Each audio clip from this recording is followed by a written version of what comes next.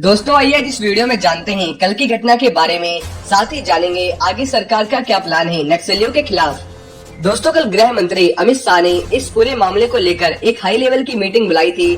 सूत्रों के मुताबिक इस बैठक में गृह मंत्री अमित शाह ने कहा था कि नक्सलियों के खिलाफ ऑपरेशन प्रहार में किसी भी तरीके की कमी नहीं आएगी और नक्सलियों की मान में घुसकर उनके खिलाफ ऑपरेशन किए जाएंगे।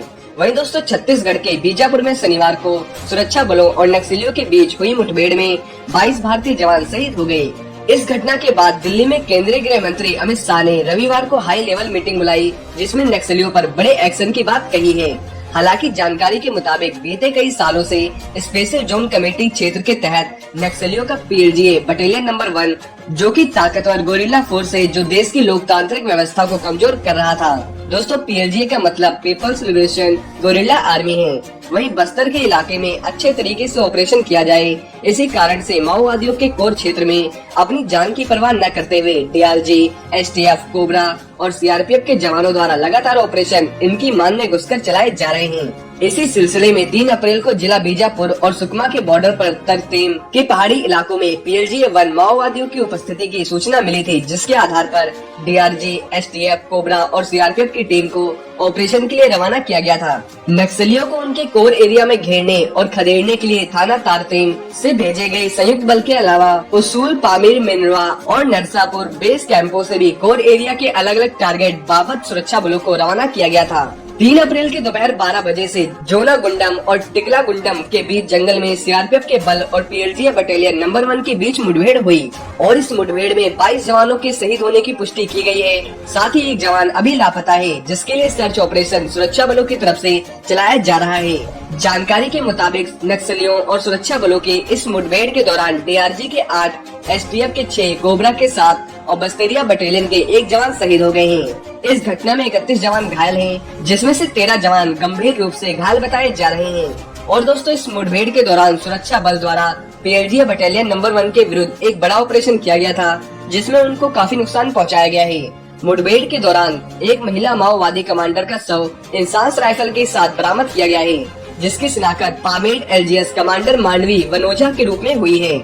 जानकारी के मुताबिक मुठभेड़ में कम से कम 15 नक्सलियों को मार गिराया गया है, साथ ही 20 से ज्यादा कैंडर गंभीर रूप से घायल हुए हैं। वहीं दोस्तों जानकारी यह भी मिली है कि मारे गए नक्सलियों को ट्रैक्टर्स में भरकर घने जंगलों की ओर ले गए हैं। वहीं गृह मंत्री अमित शाह ने इस पूरे मामले को लेकर एक हाई लेवल मीटिंग बुलाई, जिसमें गृह सचिव, खुफिया विभाग के प्रमुख, सीआरपीएफ के उच्च अधिकारी और गृह मंत्रालय के दूसरे और उच्च अधिकारी मौजूद थे।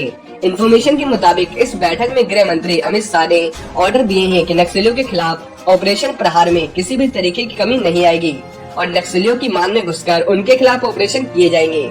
वहीं ऑपरेशन के लिए ह्यूमन इंटेलिजेंस और टेक्निकल इंटेलिजेंस के लिए काफी जोर देने की बात कही गई है। इस मीटिंग में इस बात की भी चर्चा की गई है कि जरूरत पड़ने पर एनटीआरओ की बड़ी मदद ली जाएगी। दोस्तों एनटीआरओ यानी नेशनल टेक्निकल रिसर्च ऑर्गेनाइजेशन। साथ ही यह भी पता किया जा रहा है कि जब सुरक्षा बलों की तरफ से ऑपरेशन लॉन्च किया गया था तो किस तरीके से चूक हुई और बीजापुर में हुई नक्सली हमले के मामले की रिपोर्ट जल्दी भेज दी जाएगी। उसके बाद गृह मंत्रालय देखेगा कि आखिर इस पर किस तरीके से कदम उठाने हैं। वहीं इस मामले की जांच एनआईए यानी नेशनल इन्वेस्टिगेशन एजेंसी को दी जा सकती है, क्योंकि जिस तरीके से इस पूरे मामले में षड्यंत्र दिख रहा है, वैसे में इसके लास्ट पोजीशन तक पहुंचना एक बड़ा मुद्दा है, जिसके चलते एनआईए जांच कर सकती है। वहीं दोस्तों खुफिया इनपुट थे फिर भी चूक हुई। ऐसे खुफिया इनपुट थे कि 25 लाख का इनामी नक्सली कमांडर हिडमा और उसके खूंखार साथी छत्तीसगढ़ के बीजापुर में पिछले कई दिनों से कैंप कर रहे हैं। सुरक्षा बलों ने इस बात को लेकर अलर्ट भी जारी किया था कि ये नक्सली अपने गोरिल्ला साथियों के साथ सुरक्षा बलों और पेट्रोलिंग पार्टी पर हमला कर सकते हैं और नक्सली कमांडर हिडमा के नेतृत्व में सुकमा और बीजापुर के जंगलों में 150 से 160 की संख्या में नक्सली कैंप कर रहे हैं, जो कि सुरक्षा बलों को निशाना बना सकते हैं। यही नहीं, हिडमा के एक दूसरे नक्सली कमांडर के साथ 50 से 60 की संख्या में नक्सली मिलिशिया के जरिए सुरक्षा बलों पर हमला करने की फिराक में हैं।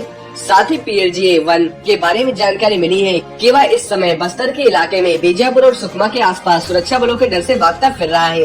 वहीं दोस्तों जानकारी के मुताबिक नक्सली टीसीओसी मार्च से जून में चला रहे हैं, जिसमें उनका मकसद होता है कि ज्यादा से ज्यादा सुरक्षा बलों पर हमला कर नुकसान पहुंचाएं। और नक्सलियों ने केवल छत्तीसगढ़ के साउथ बस्तर में ही TCO से चलाने का प्लान बनाया, बल्कि उन्होंने काफी सालों बाद नए ट्राई जंक्शन के पास सुरक्षा बलों पर हमला करने का TCO से प्लान तैयार किया है।